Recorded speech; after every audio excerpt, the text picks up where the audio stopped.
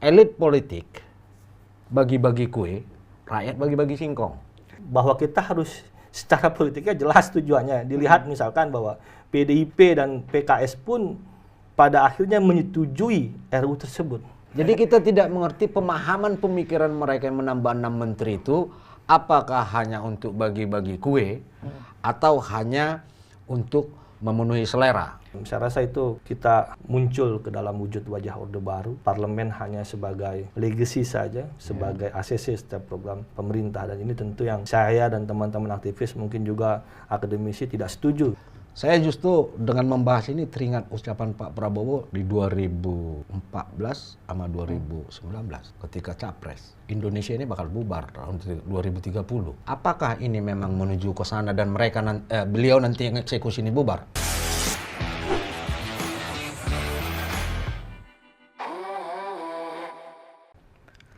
Pemirsa setia Gema Pos, hari ini masih hangat pendiskusian, pembicaraan terkait dengan perubahan Undang-Undang Kementerian Negara nomor 39 tahun 2008 dan ini sedang digodok di DPR untuk perubahannya. Nah, hari ini kita di Gema Pos sudah hadir Bang Iqbal Safruddin. Apa kabar Bang? Alhamdulillah baik. Bang Iqbal ini adalah dosen ilmu politik Universitas Negeri Jakarta ya Bang ya. Dan sudah juga bersama kita Bang Tom Pasaribu. Ya, selamat siang. Sehat Bang? Sehat, sehat. Bang Tom ini Direktur Eksekutif Komite Pemantau dan Pemberdayaan Parlemen Indonesia KP3I. Bersama kedua narasumber kita, nanti kita akan ngobrol diskusi terkait dengan ini penambahan menteri dari perubahan Kementerian Negara ini betulkah sebagai kepentingan rakyat atau hanya sekedar bagi-bagi kue? Nah, pertama kita pengen lihat dulu perspektifnya dari akademisi, dari Bang Iqbal terkait dengan sekarang penggodokan di DPR Bang. Banyak yang bilang bahwa kok cepet banget nih. Kok cepet banget nih pembahasannya di DPR, tiba-tiba langsung jadi usulan panja, udah jadi inisiatif DPR, terus langsung digodok, dibahas. Nah, banyak yang bertanya, naskah akademiknya gimana? Gitu. Gimana Bang kalau menurut Bang Iqbal? Ya, terima kasih. Menarik kalau bicara soal perubahan Undang-Undang Kementerian Negara yang tentu dalam klausulnya adalah yang T34 pasal tersebut dihapus disesuaikan dengan kebutuhan Presiden. Nah, kalau kita bicara soal lembaga kenegaraan, maka ada dua menurut Martin Arben itu. Yang pertama bahwa lembaga itu didirikan berdasarkan kebutuhan masyarakat, berdasarkan urgensi kebutuhan negara, atau yang kedua, lembaga itu hanya dibentuk berdasarkan kepentingan politik. Nah, dua hal ini yang harus kita lihat nanti kementerian atau lembaga-lembaga yang akan dibentuk oleh kabinet Pak Prabowo Gibran. Nah, yang berikutnya lagi bahwa kita harus secara politiknya jelas tujuannya. Dilihat misalkan bahwa PDIP dan PKS pun pada akhirnya menyetujui RUU tersebut. Nah, artinya kan walaupun bukan seolah-olah bahwapun mereka adalah sebagai kadang-kadang sebagai oposisi, tapi di balik RUU ini mereka pun pada akhirnya menyetujui. Nah, artinya secara politik di parlemen nanti abang kita akan menjelaskan lebih dalam untuk menjalankan mulusnya program-program Pak Prabowo, maka semua harus ditampung. Nah, secara naskah akademik saya yakin bahwa semua itu sudah disiapkan jauh-jauh hari oleh timnya Pak Prabowo dalam menyusun RUU perubahan naskah ini. Hanya satu pasal saja, bagaimana pasal 34 itu dihapus. Mohon maaf, pasal Kementerian 34 kemudian dihapus menjadi kewenangan Presiden sesuaikan, kan seperti itu. Nah, saya yakin sudah dipersiapkan itu, Mas. Nah, tinggal bagaimana pos-pos kementerian yang akan dibentuk tadi, apakah hanya memang untuk memenuhi kepentingan daripada partai politik atau memang disesuaikan kebutuhan masyarakat. Misalkan isunya bahwa nanti akan dimunculkan Kementerian Kebudayaan tersendiri, lalu dimunculkan Kementerian Perumahan dan Tata Kota. Nah, kita lihat perspektif itu, apakah benar urgensinya atau tidak. Nah, tentu nanti dengan makin gemuknya kementerian, maka makin banyak juga fungsi check and balance di parlemen itu nanti kan, yang tadinya setiap komisi membidangi berapa, dia harus jadi tambah atau nanti akan berkurang dan sebagainya. Dan ini tentu menjadi PR Pak Prabowo Gibran ke depan, bagaimana membentuk menteri dan kelembagaan, apakah dia memang berdasarkan kebutuhan masyarakat, apa yang dibutuhkan masyarakat, atau hanya memenuhi kebutuhan-kebutuhan daripada partai koalisi. Dan harus dilihat juga kementerian, misalkan akhir-akhir ini bahwa ada partai X meminta request Kementerian SDM kepada Pak Prabowo. Nah, partai X saya tidak bisa sebut itu. Oke, tapi tapi Bang, seperti itu, Mas. Ini Bang Iqbal, kalau secara kecepatan nih Bang, kalau secara akademisnya, maksudnya secara kajian akademik dalam membuat kebijakan ini kan masih banyak RUU prolegnas yang apa namanya menjadi itu prioritas. Iya, menjadi prioritas, tapi kemudian malah justru dinantikan, maksudnya nanti gitu, malah duluan yang ini. Kalau dari segi akademis, kalau kayak gitu boleh nggak sih Bang? Secara akademis, kalau misalnya sudah lengkap dokumentasinya, kenapa tidak? Tapi kita harus melihat bahwa perspektif ini adalah kebutuhan yang mendesak. Tidak mungkin Pak Prabowo dan Gibran setelah menjadi presiden, dia mau membentuk kementerian, merubah dan sebagainya, itu proses yang lama. Sehingga sisa waktu menunggu Oktober hari ini harus dipersiapkan. Maka yang harus dipersiapkan adalah undang-undangnya, patoknya, pakemnya, sehingga ketika dilantik, Pak Prabowo sudah bebas, luas untuk membentuk kabinetnya, tidak ada tersandra politik di parlemen nanti. Nah, yang mau dirubah salah satunya nih Bang Tom, dari 34 ke 40. Ada nambah 6. Jadi ketika tadi apa yang kata Bang Iqbal ini di pasal 34 undang-undang tentang kementerian itu dirubah, presiden itu boleh menambah, kan begitu, boleh menambah dari 34 itu menjadi 40. Kalau menurut Bang Tom, ini dari 34 ke 60, efektif nggak Bang? 34 ke 40. Iya, kalau 34 ke 40. Kalau saya melihat begini dulu, kacamatanya begini. Pilpres dan pemilu itu dilakukan kan untuk kepentingan rakyat. Betul. Sama seperti dari dari pendidikannya tadi, kacamatanya dari mana. Nah, saya lebih cenderung paham apa yang dipakai. Oke. Itu dulu. Jadi katakanlah kalau DPR itu memakai paham Pancasila atau konstitusi kita, maka di sana jelas diatur bahwasanya Pilpres dan pemilu itu adalah kebutuhan rakyat. Betul. Bukan seperti yang dibahas sekarang bagi-bagi kue. Elit politik bagi-bagi kue, rakyat bagi-bagi singkong. Itu kan sekarang. Iya kan? Kenapa? Ya, orang mau masuk kuliah ke negeri aja mahalnya nggak ketulungan. Ini dulu dong sebenarnya yang dituntaskan. Kalau makanya saya apa berpikir saya yang salah? Saya kadang berpikir begitu. Kenapa saya katakan kalau kita lihat setelah selesai pemilu ada saja yang naik. Nah, kepentingan rakyat kan di sana. Memilih pemerintahan baru itu untuk kebutuhan rakyat, contohnya harga pangan atau harga seperti inilah. Baru kemarin bulan 2 kita selesai Pilpres sama pemilu. Ujuk-ujuk orang yang sudah mau naik, mau mahasiswa, ini ngeri nih kenaikannya.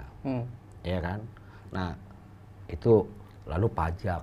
Persoalannya sekarang 6 orang menteri sebenarnya nambah jadi persoalan. Hanya 6 orang. Kalau dilihat dari jumlah yang nambah. Tapi urgensinya seperti yang dikatakan Mas Iqbal tadi, gimana? Harus jelas ini kan. Nah, konsepnya kita nggak dapat ini, konsep yang diberikan secara akademis itu tadi. Karena apa? Kita cari di mana pun ini tertutup. Tidak diakses, kan? Jadi kita tidak mengerti pemahaman pemikiran mereka yang menambah 6 menteri itu, apakah hanya untuk bagi-bagi kue, atau hanya untuk memenuhi selera. Kalau menurut Bang Tom, apa dasarnya? Kalau saya mengatakan ini selera, jadi begini, kita nggak usah malu. Kita harus back ke Orde Baru. Semua menteri yang ada diusulkan ini sudah ada zaman Orde Baru. Pendidikan dengan kebudayaan berbeda dulu. Reformasi, maaf, disatuin. Nah, jadi artinya apa ya? Bannya itu saja sebenarnya. Ban mobil itu saja, cuma dibolak-balik dia terus. yang di belakang ke depan, yang depan ke belakang. Kira-kira begitu kalau kita punya mobil. Yang punya mobil punya pengalaman di situ. Dan yang paling bahayanya bagi saya sekarang ini, bagi negara kita ini sekarang adalah memaksakan sesuatu lahir tanpa proses. Itu yang berat sekarang. Sekarang tergantung rakyat. Nah, katakan begini, kita ini kan bukan berjuang untuk elit politik ini atau si calon A, si calon B atau anggota parlemen itu. Termasuk Iqbal mungkin itu yang diajarkan di sipol. Bagaimana negara ini utuh, masyarakatnya tidak susah mendapat akses atau apapun itu. Karena jelas kan hanya 3 tujuan negara ini didirikan. Mencerdaskan bangsa. Apa pernah dicerdaskan bangsa? Kalau melihat kenaikan ini nggak tahu, nanti makanya Bal yang jawab itu. Kenaikan UKT. Semua naik kan. Ya kan? Nah, itu kedua, lalu mensejahterakan. Apa dengan bagi-bagi kue ini yang sejahtera rakyat apa? Elitnya saja. Nah, lalu yang ketiga itu kan menjaga perdamaian. Tidak mungkin ini kita bisa menjaga perdamaian di dunia. Di Indonesia ini tidak bisa kita jaga perdamaian itu melalui ekonomi ataupun hukum. Nah, itu yang menjadi persoalan. Kenapa ini terjadi? Seperti yang Mas Riki tadi, Bung Riki tanya itu, ya kondisi sekarang parlemen kita itu sangat terpuruk. Oke. Terpuruk parlemen itu. Kenapa? Sehingga perubahan pembahasan RUU di parlemen sana. Undang-undang, Bang. Ya. Undang-undang sudah jadikan undang-undang Ya. kementerian. RUU jadi undang-undang, ya kan? Dibahas di sana begitu kilat-kilat. Ini yang saya katakan dipaksakan lahir. Begitu kilat-kilat. Nah, prosesnya mendahului segala sesuatunya, padahal hanya untuk kepentingan segelintir orang. Nah, itu yang saya lihat. Saya justru dengan membahas ini teringat ucapan Pak Prabowo di 2014 sama 2019 ketika capres. Indonesia ini bakal bubar tahun 2030. Apakah ini memang menuju ke sana dan beliau nanti yang eksekusi ini bubar? Saya bertanya ini, bukan menuduh ataupun berasumsi, tidak. Karena itu pernyataan beliau itu ketika kampanye dan berdebat. Itu yang saya lihat. Tapi Bang, kalau semisal apa yang Abang bilang tadi ini salah satu bagian dari upaya politik untuk membagi kekuasaan kepada mungkin orang-orang yang mendukungnya. Ini kan bagian dari konsolidasi, Bang. Bukan malah justru bubar, malah justru nyatuin. Loh begini, makanya sudut pandang mana kita lihat. Kalau kita lari ke konstitusi, kita itu mendukung seorang tanpa pamrih. Oke. Begitu kan? Nah, makanya banyak yang sebenarnya ini menjebak kita aktivis ini ataupun rakyat ini. Kalau kita lihat, kita kasih satu contoh. Tertuduh Prabowo 98. Sekarang aktivis yang itu ada di dia. Nggak jadi masalah menurut kita. Ya kan?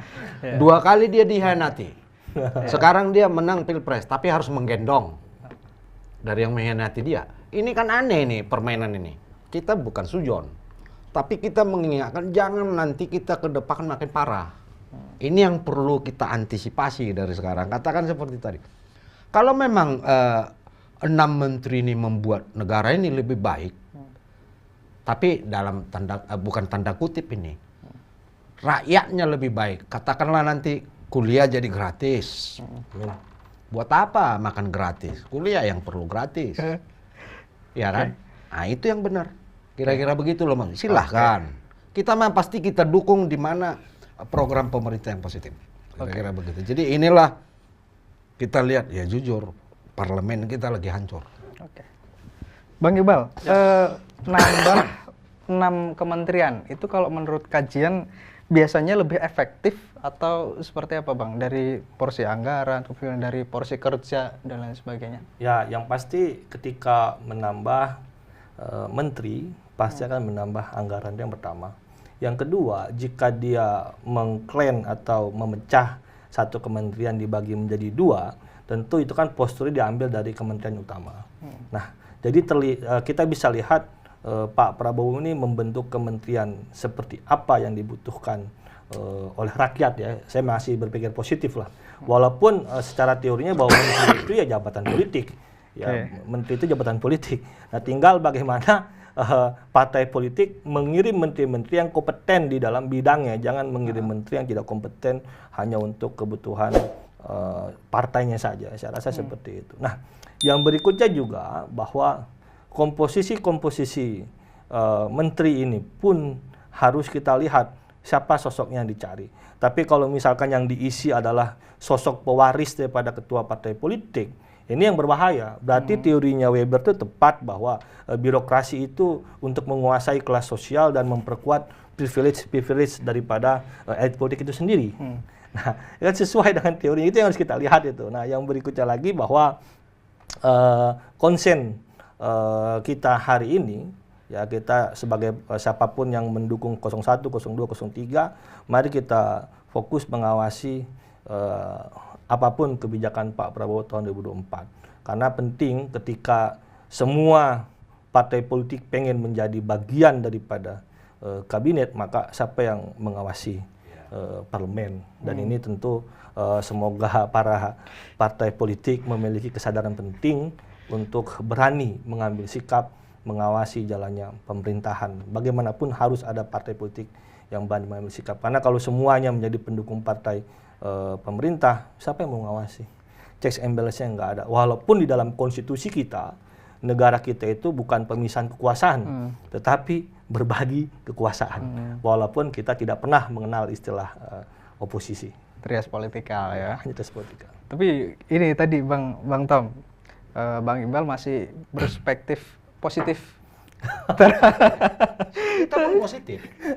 Masih positif gitu, ngeliat mandangnya bahwa kemudian nambah menteri ini ya siapa tahu mungkin pemikiran Pak Prabowo Gibran biar menteri-menteri ini lebih fokus, Bang. Iya. Ya, biar lebih fokus gitu, kebudayaan-kebudayaan sendiri, pendidikan-pendidikan sendiri.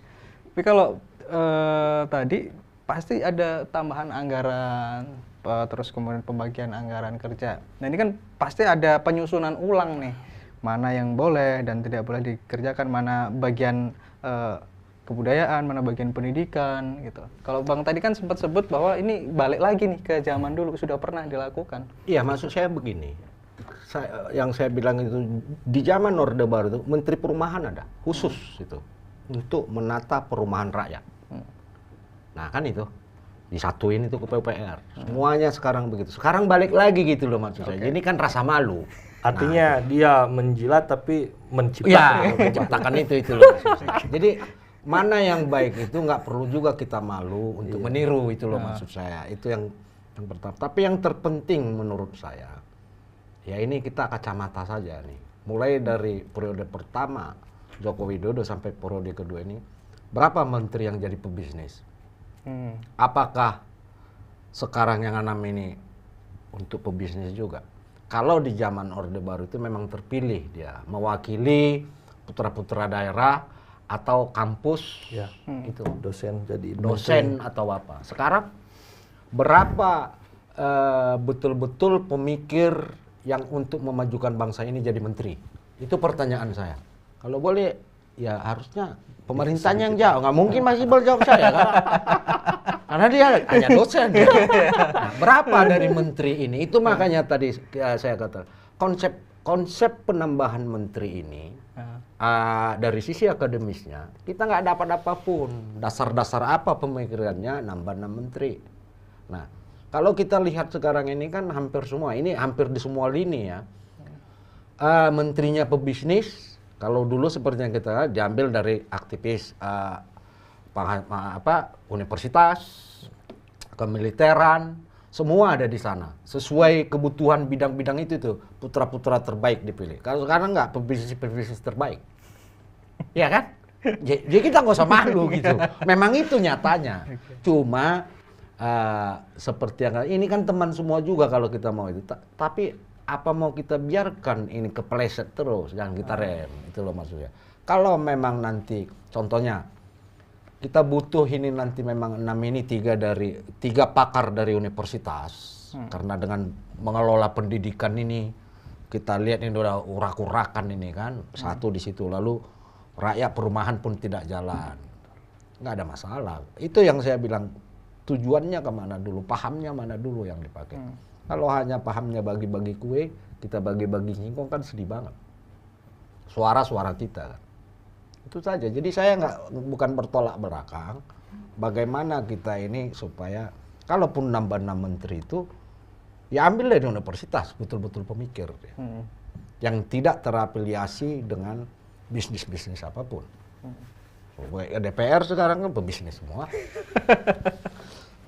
Memang harus kita lihat nanti ketika kemudian betul bahwa yang mungkin banyak dipertanyakan orang ya, kenapa kemudian bagi-bagi atau menambah menteri, apakah ini betul hanya sekedar bagi-bagi kue atau memang betul-betul kepentingan rakyat. Tapi ada salah satunya mungkin yang bicara soal ini yang menjawab program-programnya Pak Prabowo Gibran waktu kampanye. Ada untuk makan siang gratis ya, ada kementerian khusus untuk ke sana mungkin yang akan disusun gitu kan. Tapi kemudian kalau kita bicara soal efektivitas juga anggaran nih Bang, biasanya kalau semisal begitu, Bang Iqbal itu dibagi, disusun ulang atau seperti apa Bang kalau semisal? Nah, saya rasa untuk menarik tadi bahwa untuk program-programnya Pak Prabowo, saya rasa pasti itu akan dirancang dari awal, dan saya rasa Pak Prabowo juga sudah menyiapkan timnya dalam menyusun kementeriannya. Nah, karena dalam proses penyusunan anggaran kan itu biasanya 2 kali, itu pertengahan dan juga akhir tahun. Nah, biasanya kalau kita dengar nanti pidato 18 Agustus 2024 itu nanti kita bisa lihat postur anggarannya 2025 itu akan dibacakan oleh Pak Jokowi. Dan kita bisa menilai apakah dengan anggaran sekian ribu T itu mencukupi, berapa minusnya, berapa inflasi dan sebagainya. Kita bisa lihat seperti itu. Dan tentu bahwa kabinet Pak Prabowo memiliki beban tersendiri apa yang diwariskan oleh Pak Jokowi.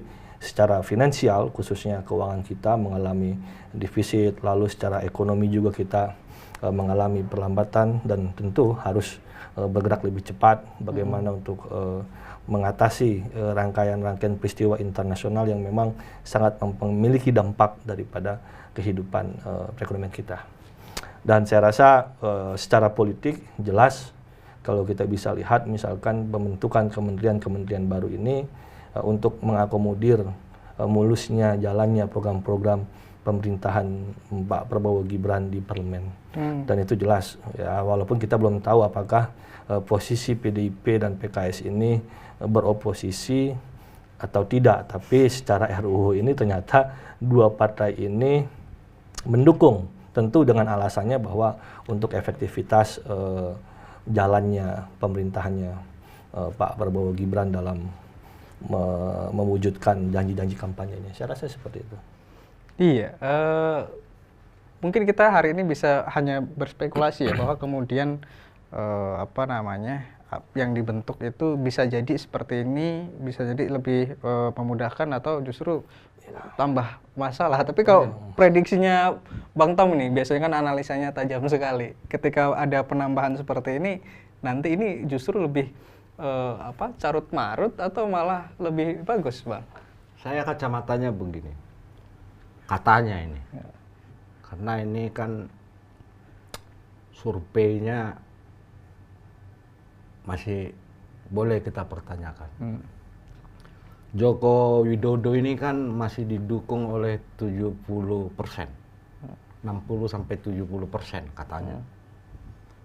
Kalau Joko Widodo didukung 60-70% rakyat, pertanyaan saya satu. Ada 7 instruksi Joko Widodo begitu menang Pilpres 2019. Dari 7 itu saya baca, ketepatan pernah saya tulis, saya pertanyakan ini sampai sekarang nggak ada jawaban dari beliau. Nanti silakan Mas Iqbal sama ini yang itu, ya kan? Ini ke-7 instruksi beliau. Jangan korupsi. Ciptakan sistem yang menutup celah terjadinya korupsi. Tidak ada visi menteri, yang ada visi dan misi presiden dan wakil presiden. Kerja cepat, keras, dan produktif. Jangan terjebak rutinitas yang monoton. Kerja harus berorientasi pada hasil nyata. Tugas kita tidak hanya menjamin sign, tapi deliver it. Selalu cek masalah di lapangan dan temukan solusinya. Dan semua harus serius dalam bekerja. 7 instruksi itu ketika dia dilantik jadi presiden. Pertanyaannya dari 7 ini, saya pun nggak bisa jawab. Justru makanya bodoh saya berpikir karena korupsinya pun ya nggak tahu ya apa memang berkembang korupsi apa turun, itu satu. Lalu menterinya punya misi masing-masing dan visi masing-masing. Nah, apa bedanya nanti pemerintahan Prabowo? Memang ada, keraguan saya ke Prabowo hanya satu sekarang. Kalau saya lihat prinsip dia di awal, karena saya pendukung dia sebenarnya. Tapi begitu peta politiknya berubah 2019 mengikuti ini dan lalu meneruskan apa yang telah dijalankan oleh Joko Widodo, timbul keraguan saya di visi misi dia itu loh, yang awalnya akan menyelamatkan Indonesia ini, kira-kira begitu. Jadi sedikit saja saya nggak ragu nggak ini, dan saya bukan mau membantah Joko Widodo yang didukung oleh 70-80% pemilih sampai detik ini, nggak ada menterinya yang dengar. Kalau dilihat dari 7 instruksi ya, dengan fakta yang ada kan, kita tentu korupsi masih tetap malah banyak. 70% survei kepuasan, Bang. Ya, masalah kepuasan. Tapi kepuasan di bidang mana nih kita nggak tahu. Karena puas ini kan banyak. Puas karena kenyang, puas karena dekat. Nah, kita kan nggak tahu ini. Nah, jadi itu analisa dan tolak ukur saya berpikir di samping paham kita yang jelas-jelas sudah dicatatkan di alinea keempat itu tadi, bahwasanya pemerintah dalam mewujudkan cita-cita rakyat itu harus berdasarkan dan berjaskan Pancasila itu. Makanya kalau dibilang di Indonesia ini ya, tidak dilarang mencuri, tapi jadilah pencuri yang beradab. Iya kan, ini nilai sendiri saja. Nggak boleh, Bang. Mencuri nggak boleh. Itu di agama kan. Tapi buktinya ini semua kira-kira begitu. Jadi maksud saya itu kita pakailah adab. Makanya di sila keempat kita harus bijaksana. Nah, ini di mana kebijaksanaan ini sekarang kan? Itu saja. Sama itu kalau kita bilang. Makanya saya selalu mengatakan di akhir-akhir ini banyak, kalau kita lari ke manusianya, banyak anak yang dipaksakan lahir. Harusnya dia lahir 3 bulan lagi prematur. Begitu kira-kira.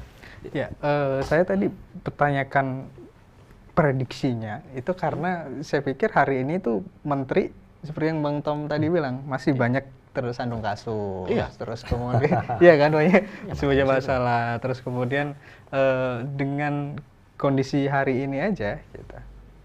Apalagi untuk mengkonsolidasi cita-citanya kan mengkonsolidasi kekuatan nasional kan begitu, tapi ternyata ada yang miss soal jalan programnya masing-masing gitu. Kalau semisal tadi Pak Jokowi mungkin tidak mengakomodir semua kalau yang kita tahu kan. Nah, ini justru Pak Prabowo mengakomodir semua. Jadi kalau semisal betul semuanya nanti diakomodir sampai kemudian tadi PDI juga, PKS yang juga hari ini terang-terangan menjadi lawan politiknya Prabowo gitu kan. Itu kedepannya akan seperti apa? Kalau analisanya Bang Iqbal. Ya, ini menarik. Sebelum ke pertanyaan itu saya coba untuk menyambungkan yang sebelumnya tadi bahwa dengan adanya kementerian baru maka saya rasa para birokrasi, PNS, ASN dan sebagainya harus siap-siap dioper. Dioper pindah, lalu nomenklatur yang berubah, lalu siapa yang menjadi atas dan siapa, ini menjadi seru. Biasa dinamikanya ketika institusi atau lembaga diubah lalu muncul yang baru, maka muncul birokrasi ini menjadi panas. Tapi saya rasa itu nanti urusan mereka lah yang berbirokrasi. Nah, tapi ini menarik ketika semuanya dirangkul dalam sebuah menjadi mengakomodir Prabowo sehingga tidak ada hambatan dari setiap program. Saya rasa itu kita muncul ke dalam wujud wajah Orde Baru.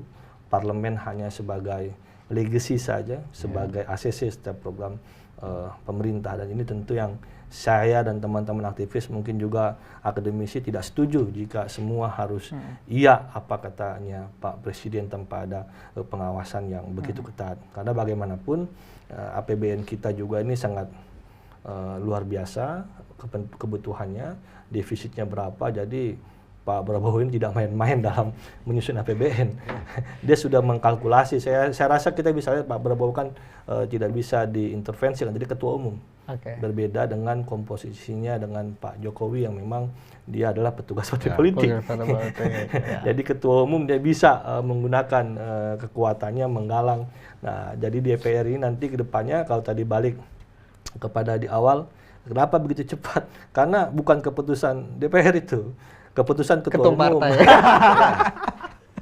Jadi ketua umum sudah ditelepon oleh, dikonsolidasi oleh Pak Prabowo untuk meng-ACC biar ketika kerja selesai. Saya rasa kita butuh, saya berharap kepada PDIP, PKS dan partai apapun yang lolos ke parlemen harus ada yang bisa mengawasi jalannya pemerintahan Pak Prabowo.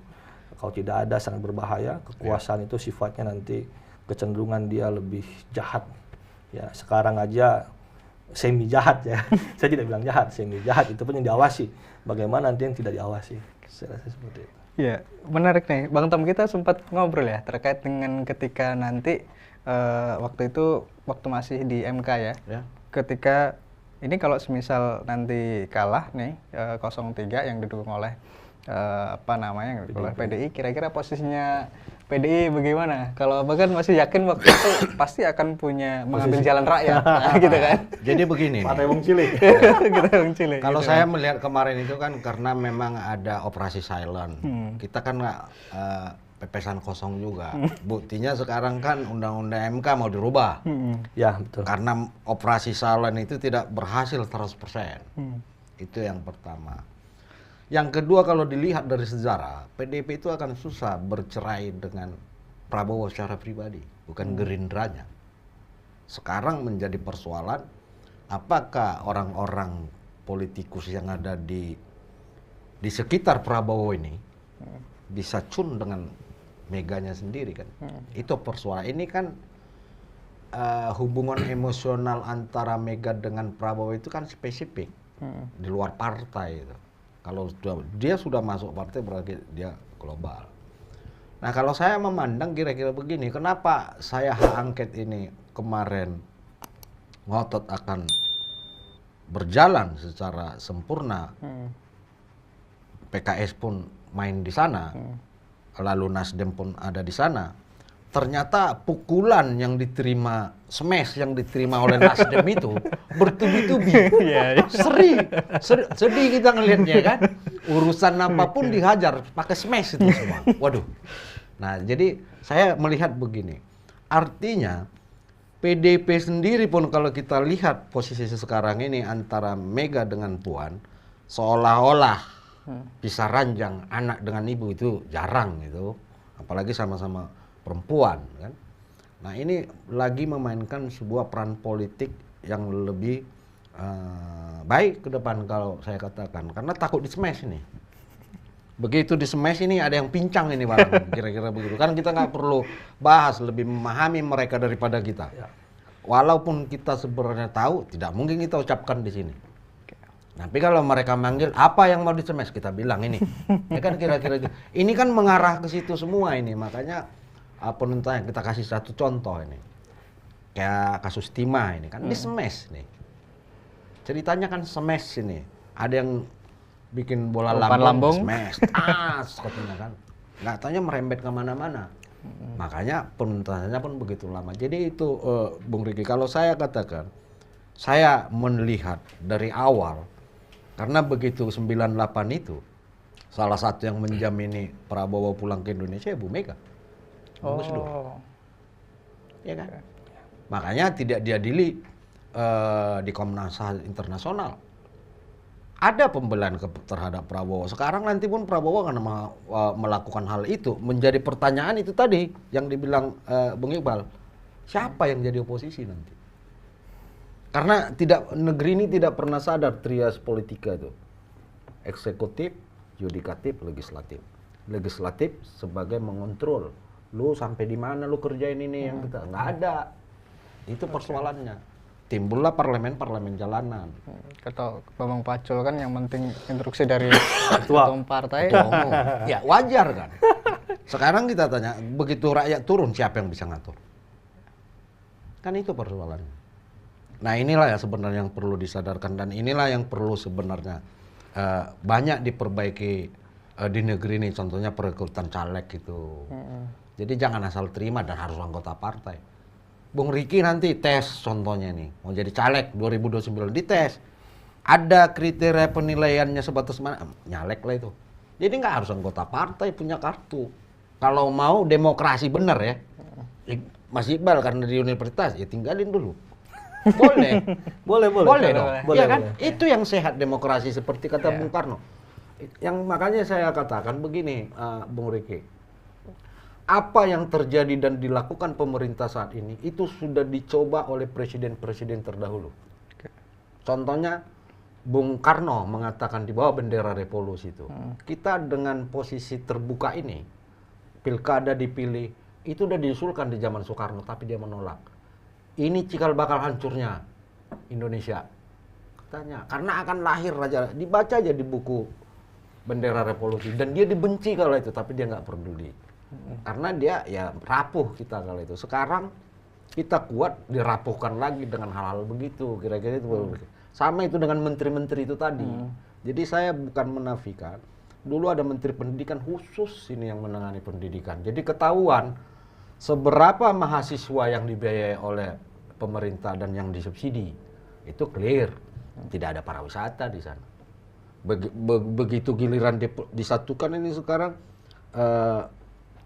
banyak kejadian siswa yang pergi berwisata begitu selesai korban. Jangan ya, kan kira-kira nanti jadi sujon kita dibilang orang. Padahal tidak, artinya pendidikan itu karena itu di konstitusi untuk mencerdaskan bangsa, ya harus khusus dia spesifik. Berarti sebenarnya Bang Tom ini ya sepakat lah ini ada penambahan menteri gitu Bang ya? Loh, kan saya sudah bilang di zaman Orde Baru Menteri Pendidikan Pariwisata itu dipisah itu. Datang rejim reformasi disatuin. Apa hubungannya pendidikan dengan pariwisata? Makanya paham berpikirnya di mana itu loh. Bukannya siswa itu lebih banyak berwisata atau mereka masuk ke daerah-daerah wisata lalu diskon 50%. Nah kan? Nah, jadi kalau pendidikan itu contoh, kalaupun disatukan, contohnya pendidikan disatukan dengan apa ya? Mas Iqbal itu yang mikirin, jangan kita. Supaya tidak bertabrakan. Iya kan? Iya dong, dia kampus. Kita masuk ke zona kampus, offside kita nanti. Nah, jadi apa yang cocok ke pendidikan ini kalaupun disatukan? Kalaupun dipisahkan harus berpikir di awal, itu loh maksud saya.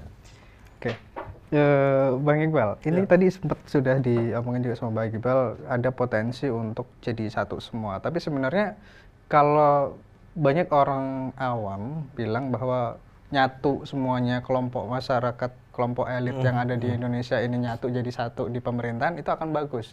Karena nggak akan ada gesekan, akan jadi satu visi semua untuk bangsa Indonesia. Tapi sebenarnya kalau untuk secara politis, itu baik atau tidak Bang untuk sebuah negara, sebuah bangsa? Ya, ini menarik. Bahayanya gimana gitu loh. Ya artinya gini, bahwa kalau seorang pemimpin, ya tentu dia tidak ingin ganggu, maka dia harus aman. Jalan program tidak boleh diinterupsi atau diganjal di parlemen, itu yang pertama. Yang kedua, narasi-narasi di masyarakat itu kan menarik, bahwa seolah-olah kalau elitnya pecah, maka masyarakat di bawah pecah. Enggak juga. Saya berperspektif beda. Biarkan elit yang di atas itu berkelahi untuk mewakili masyarakat. Yang bahaya adalah ketika elit bersatu untuk membodohi masyarakat. Itu yang jadi problem sebenarnya. Ya, jadi narasi-narasi yang dibuat para elit politik ini sebenarnya narasi membodohi masyarakat. Oh, sekarang kondisinya begitu. Saya rasa seperti itu. Ya, jadi janganlah masyarakat disuguhi bahwa seolah-olah nih baik persatuan. Persatuan yang seperti apa? Kalau persatuan untuk menggaruk kekuasaan, menggaruk daripada harta kekayaan bangsa kita, kemakmuran rakyat kita itu menjadi bahaya.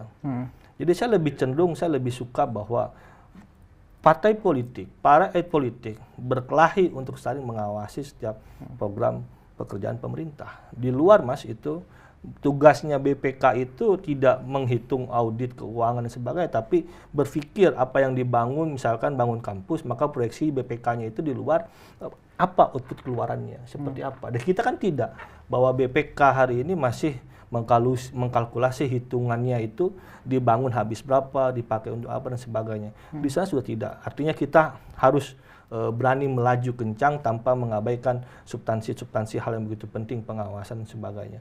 Ya, demokrasi yang baik itu adalah bagaimanapun harus ada yang mengontrol jalan pemerintahan dan masyarakat juga melek politik. Yang bahaya adalah masyarakat disuguhi untuk tidak melek politik, itu yang berbahaya. Dan tentu zaman teknologi hari ini buzzer pun ikut membodohi masyarakat. Nah, itu yang berbahaya. Tinggal bagaimana kita peran-peran kita di elemen, Mas di pewarta, ada Abang di aktivis LSM, saya di dunia pendidikan. Tentu tugas kita lah bagaimana menyampaikan kebenaran-kebenaran itu kepada masyarakat. Ya, sebaik-baiknya kan seperti itu. Ada 3 yang bahaya kalau masyarakat kita sampai pada tahapan almon yang paling bawah, yaitu parokial. Dia sudah bodoh secara intelektual, dia juga bodoh secara politik. Itu yang berbahaya. Nah, kalau kita ada tingkat 2. Kita paham tentang politik, tapi kita tidak terlibat aktif. Nah, itu subjektif. Tapi kalau Abang duduk di parlemen ini, sudah partisipan namanya. Bang Tom, sepakat nggak Bang Tom? Kalau misal tadi apa yang kata Bang Iqbal, hari ini ada indikasi ngumpulnya mereka ini narasinya adalah untuk membodohi masyarakat. Ya memang itu, makanya saya katakan tadi. Kalau dulu yang kita pahami itu, makanya pemahamannya apa dulu? Saya selalu konstitusi. Pilpres dan pemilu itu untuk mensejahterakan rakyat. Ya kan itu. Nah, tiba-tiba nanti tidak ada oposisi. Posisi rakyat di mana? Kan ini, mereka kan bagi kue. Apakah nanti tiba-tiba nanti gaji dosen dikurangi? Kan? Ya, kira-kira begitulah sekarang UKT ini kan apa segala macam kan. Itu harus dipikirkan. Contohnya sekarang, ini Bung Riki nih, undang-undang pers. Makin dipersulit, tidak bisa investigasi Ya, katanya. betul. Berarti bikin berita ngarang kan, biar semua masuk penjara kan. Hoax. Nah kan, di mana apanya, mindset berpikirnya apa, itu loh yang saya ituin.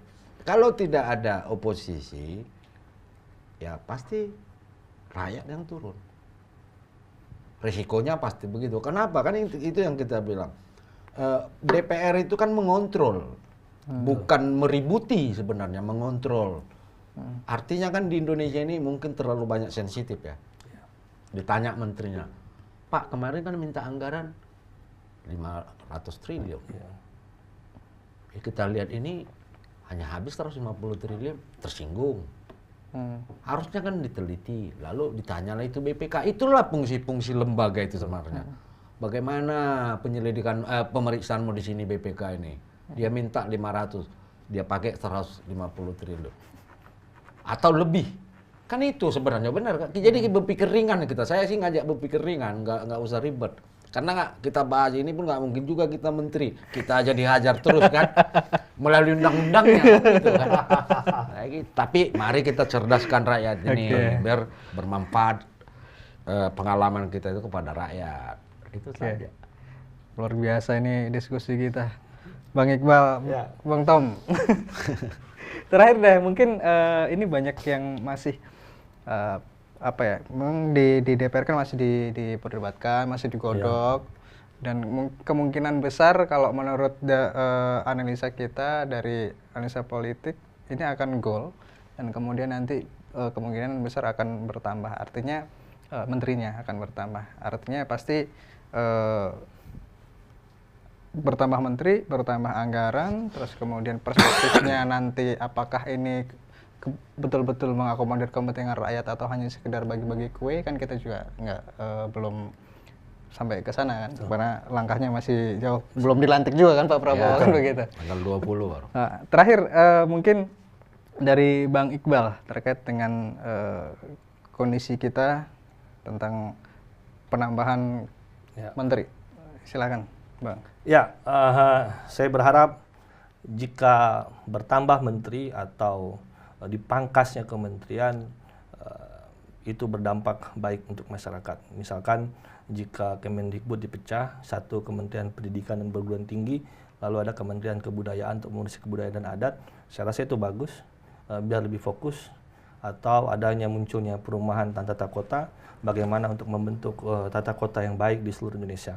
Dan itulah positifnya, saya berpikir positif seperti itu. Dan yang berikutnya secara politik, memang bahwa penambahan kelembagaan ini tentu untuk mengakomodir daripada partai-partai koalisi dan juga tim suksesnya Pak Prabowo. Selain menjadi komisaris utama BUMN, tentu ada pos-pos menteri-menteri. Dan saya berharap yang dapat amanah juga harus bijak. Ingat Bapak Ibu yang jadi komisaris utama BUMN ataupun nanti menjadi menteri, itu adalah uang rakyat, uang kami. Dan saya harap bisa menjalankan tugas dengan baik. Itu harapan dan tentu untuk meningkatkan kesejahteraan daripada masyarakat. Saya berharap Menteri Keuangan, Menteri Koordinator Perekonomian itu harus dipegang oleh orang-orang profesionalisme atau akademisi, bukan dari partai politik. Karena sangat berbahaya jika Menteri Keuangan, Menteri Koordinator Perekonomian itu dipegang oleh orang partai politik. Akan sangat berbeda kalau dipegang oleh dari akademisi, dosen, dan profesional. Saya rasa mungkin seperti itu, Mas. Oke, luar biasa. Bang Tom, soal urgensi penambahan sama situasi hari ini sedang digodok di Parlemen, Undang-Undang 39 tahun 2008. Silakan. Kalau saya sih begini, urgensinya kurang ya kalau di kondisi sekarang. Karena di pemerintahan ini pun selalu bertambah wamen, yang tidak ada itunya lalu main wamen ini. Itu sah-sah saja sebenarnya, karena menurut Presiden daripada ribut dikasih wamen. Nah, kalaupun nambah 6 menteri, saya sangat sepakat itu. Tapi kita tiga maunya ikut juga lah dibagi-bagi kue itu, jangan bagi-bagi singkong terus. Kira-kira begitu kalau saya saran. Artinya apa? Buat apa kita munafik? Kita bahas, kita sudah tahu di sini kelemahannya, kita kasih masukan. Ini kelemahannya kita kasih masukan, seperti Iqbal nanti kan. Ini dia akan ajarkan ini begini. Kan punya hutang batin dia terhadap muridnya. Karena teorinya lari, pahamnya lari. Apa ini katanya. Nah, kalau saran saya begini. Apapun yang dibutuhkan oleh Prabowo selama untuk kebaikan bangsa ini dan kemaslahatan orang banyak ataupun mensejahterakan rakyat Indonesia, pasti kita dukung. Apalagi kita dilibatkan dengan 6 itu, kita rebut. Bagaimana cara ngerebutnya kan? Dites, ayo kita tes. Siapa yang mau kan? Kira-kira begitu saja kalau saya. Jadi kita tidak pernah menggagalkan atau berontaknya, tidak. Cuma ada paham yang harus kita jalani di negara ini, apa itu konstitusi. Jangan kita lari dari Pancasila, itu saja pesan saya. Apalagi prediksi beliau itu 2030 Indonesia ini bubar, itu yang saya takutkan. Jangan-jangan beliau membuarkan. Itu yang saya bilang tadi, Bal. Jangan-jangan beliau yang mau rencana memperbaiki jadi dimanfaatkan. Itu harus kita. Saya masih sayang sama Prabowo, jujur saja. Iya kan? Karena gendong itu berat loh. Beliau sudah tua, disuruh gendong muda kan. Itu yang kita harapkan. Oke, luar biasa. Terima kasih sekali lagi Bang Tom, Bang Iqbal. Siap. Diskusinya nanti kita diskusi lagi untuk selanjutnya. Baik, pemirsa setia Gema Pos, berikut diskusi kita. Jangan lupa nantikan nanti tayangan-tayangan selanjutnya dengan topik-topik yang lain. Jangan lupa juga like, komen, dan subscribe. Terima kasih. Sampai jumpa lagi. Terima kasih, Bang. Terima kasih.